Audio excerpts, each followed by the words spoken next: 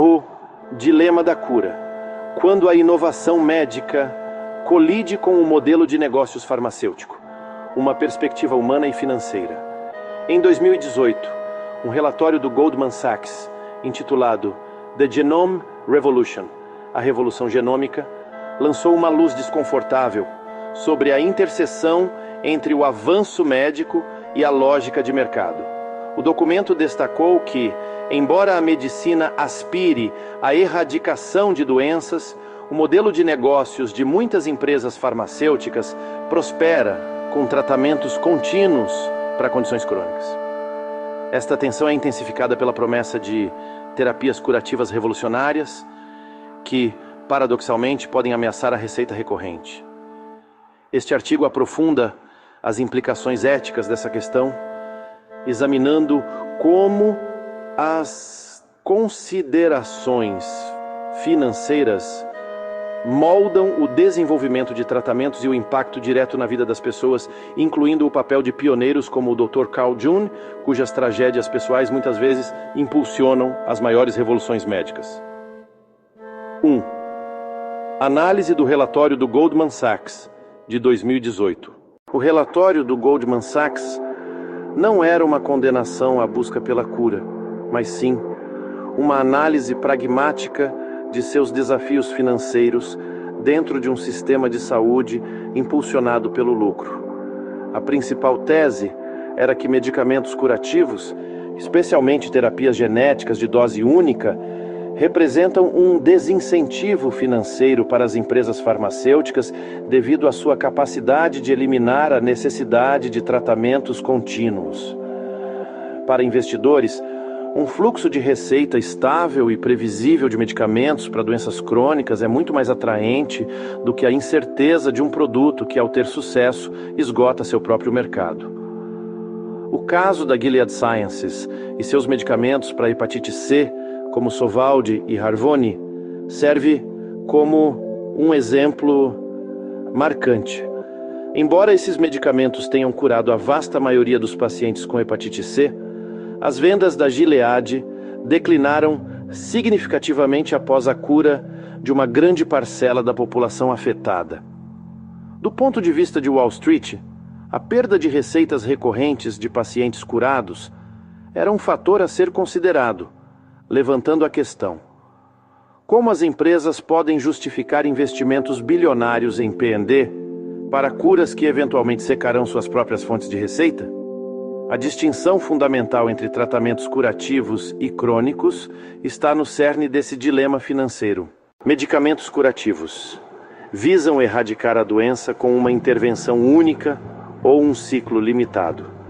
Embora seu custo inicial possa ser altíssimo, muitas vezes milhões de dólares por paciente para terapias genéticas, a expectativa é de uma cura definitiva. Exemplos incluem terapias genéticas, como Zolgensma para atrofia muscular espinhal, corrigindo a causa genética. Vacinas prevenem doenças, eliminando a necessidade de tratamento futuro. Terapias com células CAR-T. Neste contexto, a história do Dr. Carl June é particularmente reveladora. Um imunologista oncológico da Universidade da Pensilvânia, June é considerado um dos pioneiros da terapia com células CAR-T, Chimeric Antigen Receptor T-cell, um tipo de imunoterapia que reprograma as próprias células T de um paciente para combater o câncer. A jornada de June para desenvolver essa terapia, que revolucionou o tratamento de certos tipos de leucemia e linfoma, é profundamente marcada por uma tragédia pessoal. Sua esposa, Bonnie, faleceu de câncer de ovário em 1999, uma experiência que, segundo ele, intensificou sua determinação em encontrar curas para o câncer. O Kymriah, a primeira terapia CAR-T aprovada pelo FDA, é o resultado direto de décadas de sua pesquisa. O Kymriah e terapias semelhantes são o epítome de um medicamento curativo. Uma dose única que para muitos pacientes pode levar à remissão completa e duradoura. Implicações financeiras. Altos custos de P&D e fabricação mas um mercado que se contrai à medida que os pacientes são curados, tornando a projeção de receita a longo prazo um desafio para os investidores. Tratamentos crônicos. Gerenciam os sintomas e o curso da doença ao longo da vida do paciente sem oferecer uma cura. Insulina para diabetes, estatinas para colesterol, antirretrovirais para HIV. Exemplos de medicamentos que precisam ser tomados por anos ou décadas. Implicações financeiras. Geram um fluxo de receita contínuo e previsível, o que é altamente valorizado nos mercados financeiros. A base de pacientes geralmente é estável ou crescente, garantindo retornos a longo prazo. 1. Implicações éticas. Lucro versus cura e o sacrifício humano. O dilema ético atinge seu ponto mais sensível quando a lógica financeira do lucro recorrente potencialmente colide com a urgência moral da cura. A existência de um relatório como o do Goldman Sachs, que discute abertamente os desafios financeiros da cura, sugere que o sistema pode estar desalinhado com o propósito fundamental da medicina. Conflito de interesses. Fundamental. A indústria farmacêutica tem um duplo mandato: servir a humanidade curando doenças e servir seus acionistas maximizando o lucro. Quando uma cura completa reduz a lucratividade a longo prazo, cria-se um desincentivo perverso que pode afetar a alocação de recursos de P&D. O custo humano da demora. Para indivíduos como Carl June, a busca pela cura é pessoal e visceral. Sua tragédia e a de milhões de outros pacientes e famílias inspiram uma dedicação incansável à erradicação de doenças. A possibilidade de que considerações financeiras possam desacelerar o desenvolvimento de curas ou desviar o foco da pesquisa para tratamentos crônicos mais rentáveis representa uma falha ética grave. Significa que vidas poderiam ser perdidas e o sofrimento prolongado, não por falta de capacidade científica, mas por razões econômicas. Acessibilidade e equidade. Mesmo quando curas revolucionárias como a terapia CAR-T são desenvolvidas, seus preços exorbitantes, centenas de milhares de dólares por tratamento, as tornam inacessíveis para a maioria da população global. Isso transforma a cura em um privilégio, não em um direito, aprofundando as desigualdades em saúde. As práticas ditadas por considerações financeiras podem ter ramificações profundas e negativas para a saúde pública e o avanço da ciência médica. Desvio de prioridades de P1AD. Há o risco de que as empresas farmacêuticas priorizem o desenvolvimento de medicamentos para doenças crônicas, com grandes populações de pacientes, em detrimento de doenças raras ou de condições que poderiam ser curadas, mas que oferecem menor potencial de receita contínua. Isso pode deixar lacunas críticas na pesquisa e no tratamento. Foco no gerenciamento, não na erradicação. O modelo de negócios pode incentivar o foco no gerenciamento de sintomas ao longo do tempo, em vez de investir na descoberta de soluções que ataquem a raiz da doença, perpetuando a dependência de medicamentos. Erosão da confiança. A percepção de que a indústria farmacêutica valoriza o lucro acima da vida humana pode minar a confiança do público, essencial para a aceitação de novas terapias e a participação em ensaios clínicos. Inovação reprimida. Se as curas forem vistas como financeiramente arriscadas, o investimento em biotecnologia e terapias avançadas, que poderiam levar a grandes avanços, pode ser sufocado, freando o ritmo da inovação médica.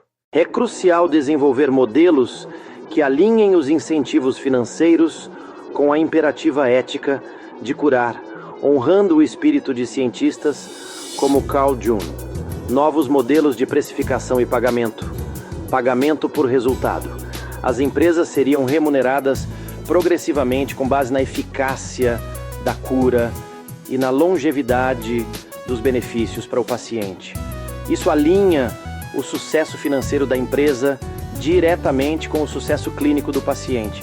Modelos de assinatura, anuidade. Para certas curas, governos ou grandes sistemas de saúde poderiam pagar uma taxa fixa anual por acesso irrestrito, incentivando a adoção generalizada e garantindo um fluxo de receita previsível para a empresa. Precificação. Baseada em valor, definir o preço de um medicamento curativo com base no valor socioeconômico total que ele gera, economias em tratamentos futuros, aumento da produtividade do paciente, melhora da qualidade de vida. Fortalecimento do financiamento público e de parcerias. Aumentar o financiamento público para a pesquisa de doenças raras e curas, especialmente nas fases iniciais e de alto risco. Parcerias público-privadas podem compartilhar o risco e o custo do desenvolvimento. Recompensa por inovação. Sistemas de prêmios ou compra de patentes por parte de governos, onde uma vez que uma cura revolucionária é desenvolvida e validada, o governo compra a patente, tornando o tratamento acessível e amplamente disponível, enquanto recompensa adequadamente a empresa pela inovação. Incentivos regulatórios. As agências reguladoras podem oferecer patentes mais longas ou exclusividade de mercado para medicamentos verdadeiramente curativos, proporcionando um período adequado para recuperar o investimento. Transparência e responsabilidade. Maior transparência nos custos de P&D, processos de precificação e negociações pode ajudar a construir confiança e permitir um escrutínio mais informado por parte do público e dos formuladores de políticas. Investimento ético e ESG. Fundos de investimento que consideram critérios ambientais, sociais e de governança. ESG podem pressionar as empresas farmacêuticas a adotarem modelos de negócios mais éticos, recompensando aquelas que priorizam a cura e a acessibilidade. Sokutuba. Conclusão. O relatório do Goldman Sachs de 2018 expôs uma falha sistêmica. O modelo de negócios que recompensa a doença crônica pode inadvertidamente desincentivar a cura. No entanto, a história de cientistas como o Dr. Carl June nos lembra que, no coração da medicina, existe uma profunda motivação humana para erradicar o sofrimento e a doença. É um imperativo ético que a sociedade trabalhe para realinhar os incentivos financeiros com essa aspiração humana. Não podemos permitir que a inovação que busca a cura seja refém de um sistema que a vê como uma ameaça à receita. Modelos de negócios inovadores, financiamento público estratégico e uma forte supervisão ética são essenciais para garantir que os triunfos científicos, impulsionados pela dedicação e muitas vezes pelo sofrimento pessoal, possam de fato transformar a promessa de cura em uma realidade acessível para todos, independentemente do custo para as planilhas financeiras. A cura deve ser o objetivo final, não um desafio a ser superado pelas empresas.